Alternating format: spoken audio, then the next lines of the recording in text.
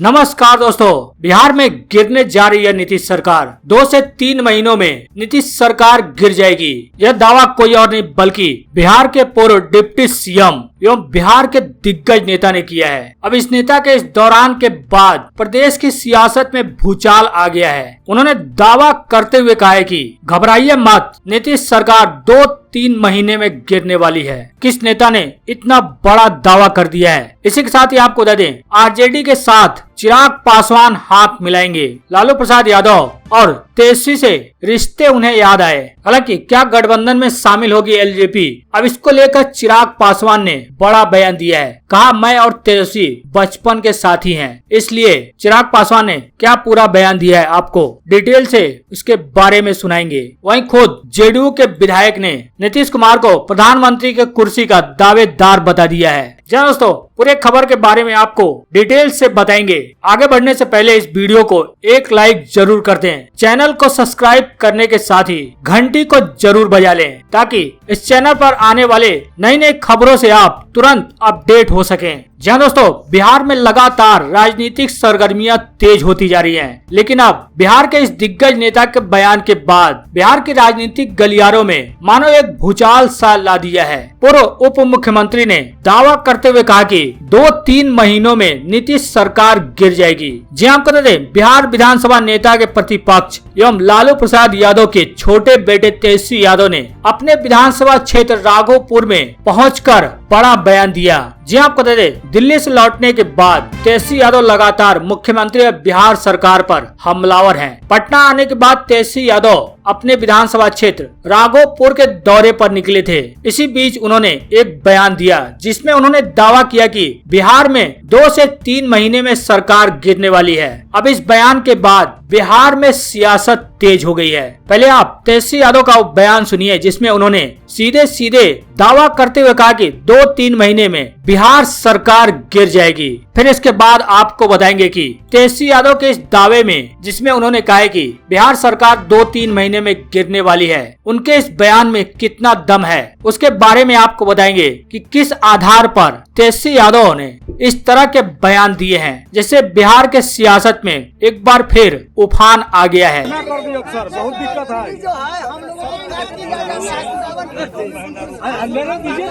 अरे स्वागत करने दीजिए ना। रोजे सरकार गिरे चला।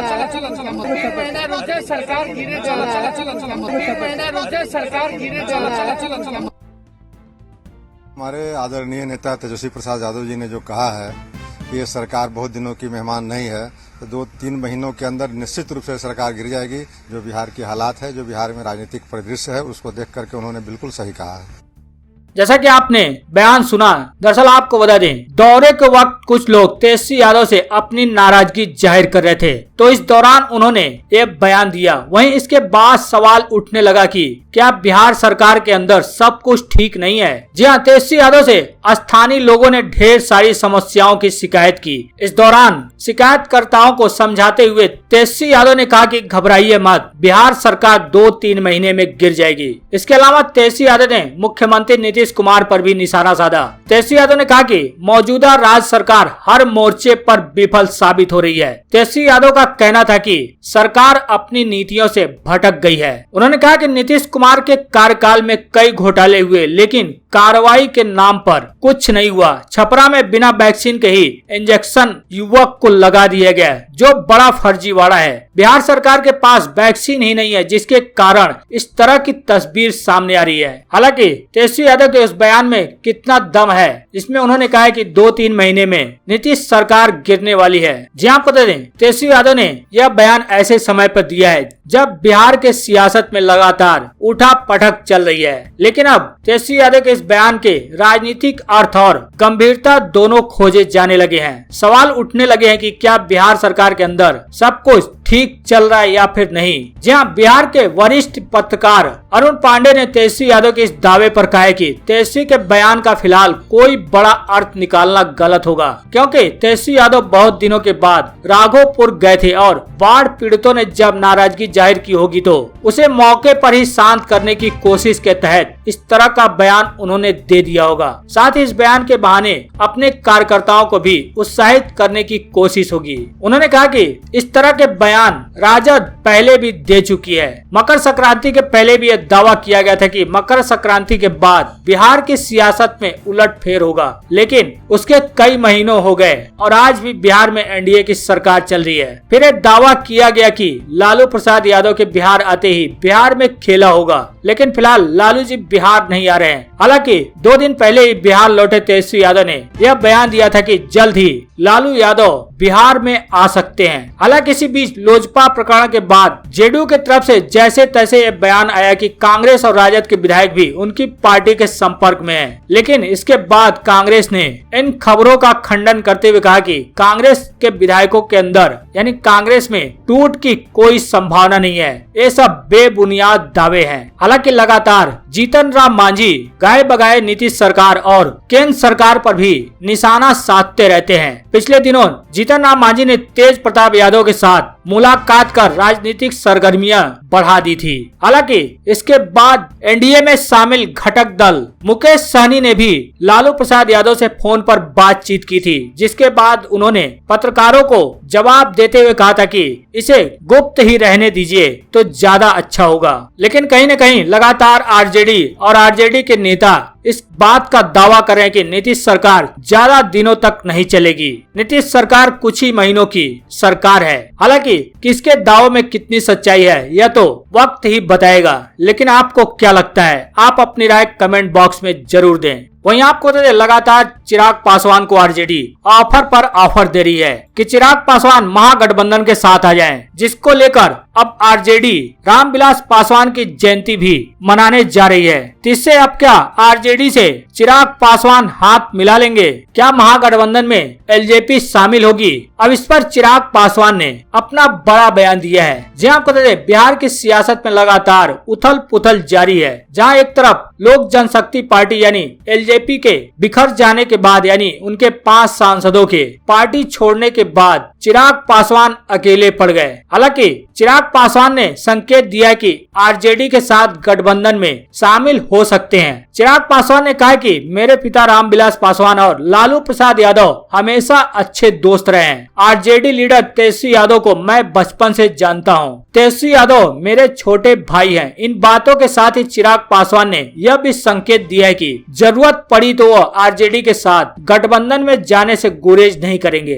चिराग पासवान ने बयान देते हुए कहा कि चुनाव का समय जब आएगा तब पार्टी इसका फैसला करेगी। चुनाव के समय गठबंधन को लेकर फैसला किया जाएगा। इसके साथ ही चिराग पासवान का कहना है कि मैं भारतीय जनता पार्टी के साथ खड़ा हूं और साथ ही CAA और NRC को लेकर भी भारतीय जनता पार्टी के समर्थन में हूं। भले ही नीतीश कुमार इन दोनों कानून से सहमत न हो, लेकिन आने वाले दिनों में अब ये बीजेपी को तय करना है कि वह नीतीश कुमार के साथ रहेगी या मेरे साथ। हालांकि चिराग पासवान ने पूरी तरह से अपने पत्ते नहीं खोले हैं। अभी वे अपनी प्राथमिकता आशीर्वाद यात्रा को बता रहे हैं। उन्होंने बयान देते हुए कहा कि नीतीश कुमार अगर मुझे कहीं मिलेंगे तो मैं उनके पैर छूंगा, पर नीतियों को लेकर उनका विरोध जारी रहेगा। उन्होंने कहा कि लालू और रामविलास पासवान ने काफी दिनों तक एक साथ काम किया है। दोनों के संबंध काफी अच्छे रहे हैं। उन्होंने कहा कि तेजस्वी यादव ने जो ऑफर दिया है मैं उसका सम्मान करता हूं, लेकिन अभी मेरी प्राथमिकता आशीर्वाद यात्रा को लेकर है। हालांकि आपको बता दें, पिछले दिनों जेडीयू विधायक ने भी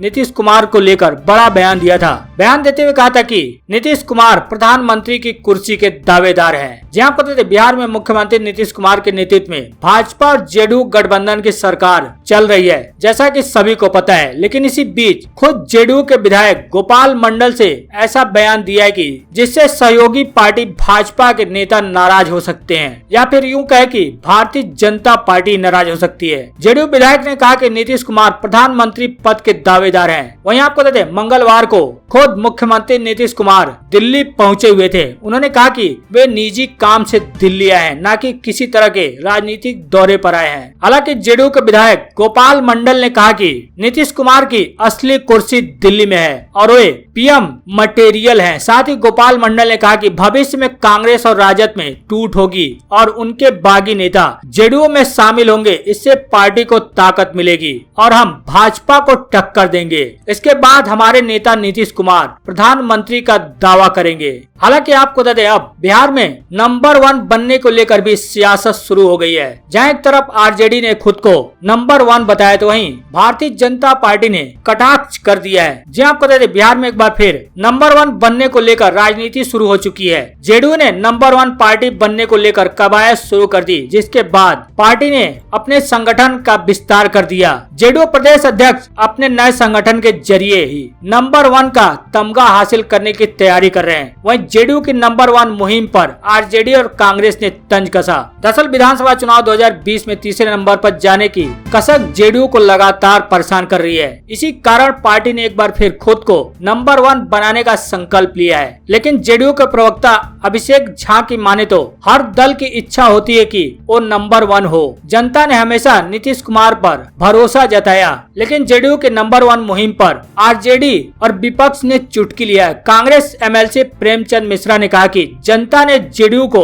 तीसरे नंबर की पार्टी बना दिया है। नंबर 1 का ख्वाब देखने वाले जेडीयू की लड़ाई भारतीय जनता पार्टी से है। जेडीयू पहले एनडीए में नंबर 1 बनकर दिखाए, अभी बिहार में नंबर 1 पार्टी आरजेडी है। हालांकि आपको बता दें, 2020 के चुनाव में जहां आरजेडी को 75 सीटों पर जीत मिली थी, तो वहीं भारतीय जनता पार्टी को 74 सीटों पर तीसरे नंबर पर पहुंचते हुए जेडीयू को महज 43 सीटों पर जीत मिली थी। जिसके बाद देखा जाए तो जिसमें सीटों के लिहाज से ही पार्टी को बड़ा माना जाता है, तो उसके मुताबिक 75 सीटें आरजेडी ने हासिल किए थे। तो इस हिसाब से आरजेडी ही बिहार में बड़ी पार्टी के तौर पर है। वहीं भारतीय जनता पार्टी दूसरे नंबर पर, जबकि जेडीयू तीसरे नंबर की पार्टी है। लेकिन जेडीयू अब नंबर 1 बनने की होड़ में लगातार कोशिश कर रही है। इसी कोशिश को लेकर आरजेडी और कांग्रेस जेडीयू पर लगातार तंज कस रही है। हालांकि तेजस्वी यादव ने जो दावा किया है कि बिहार में 2-3 महीनों में ही नीतीश सरकार गिर जाएगी, तेजस्वी यादव ने यह दावा किस आधार पर किया है, इस दावे की सच्चाई अब तक सामने नहीं आई है। लेकिन आपको क्या लगता है, तेजस्वी यादव के इस दावे में क्या कोई सच्चाई है या फिर नहीं? आप अपनी राय कमेंट बॉक्स में जरूर दें।